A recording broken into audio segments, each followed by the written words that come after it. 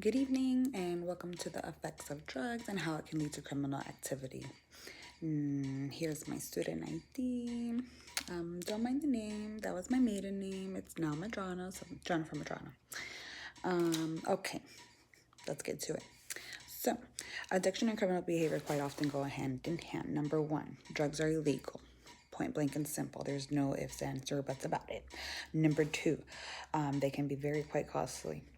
Typically, a drug addict whom has lost all the resources on how to get a hold of a drug will often lead to the addict no other option but to engage in criminal activity by any means necessary.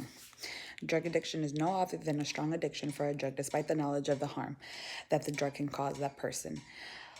When struggling with addiction, quite often will the addict experience mood swings, anxiousness, paranoia, maniac levels of energy, theft, intense cravings, withdrawal symptoms, and in some cases, very sadly, even overdose. There is also impaired brain function with abuse of drugs.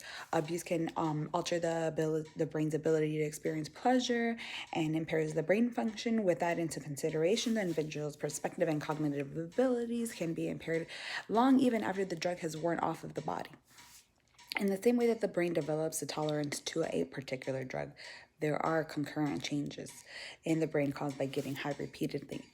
The brain has to be retrained to return to its old levels of cognitive function. And in rare cases, these changes cannot be reversed because of the extensive abuse that the person has taken with that drug.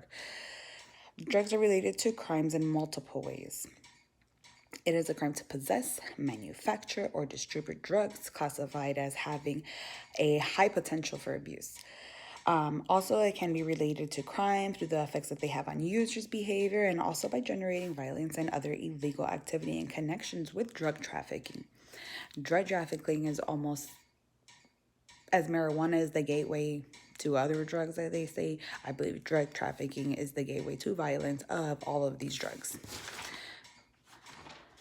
Drugs defined offenses can be drug possession or use. Marijuana cultivation, methamphetamine production, cocaine, heroin, or marijuana sales. There's drug related offenses where violent behavior resulting from drug offense, such as stealing to get money to buy drugs, or even violence against rival drug dealers that are taking their territory or stealing or selling to their customers. Most of the incarcerated offenders are also under the influence when the crimes were committed. Evidence indicates that drug users were more likely than non users to commit crimes, and that drug trafficking leads to a life of violence almost instantly. Again, it's a gateway.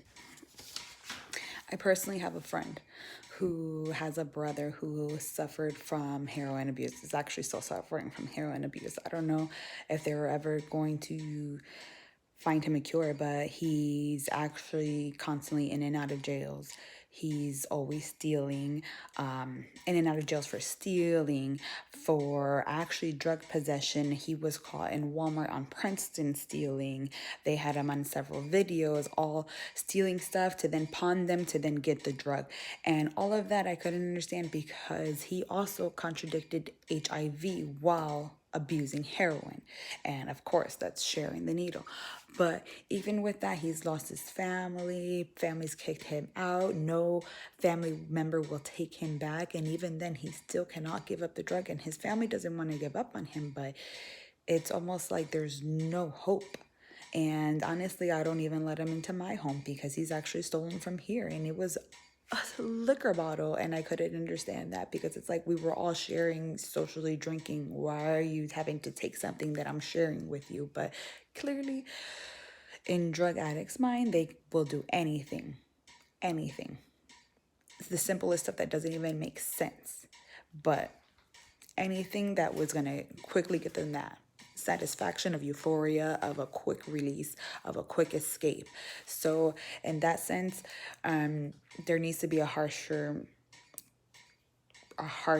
offense on these crimes because it seems that even though heroin possession seems to have a high punishment or a strong one, he still comes out of jail, and then there's no repercussions for it. Like, he has probation but then doesn't show up, and then he's like a year without being fined until he commits a crime, and then the police are looking for him. And in that sense, what is legal justice system doing for us as citizens while we're having to sit out here and deal with this maniac out here trying to do anything necessary to get his drugs? That's all, folks.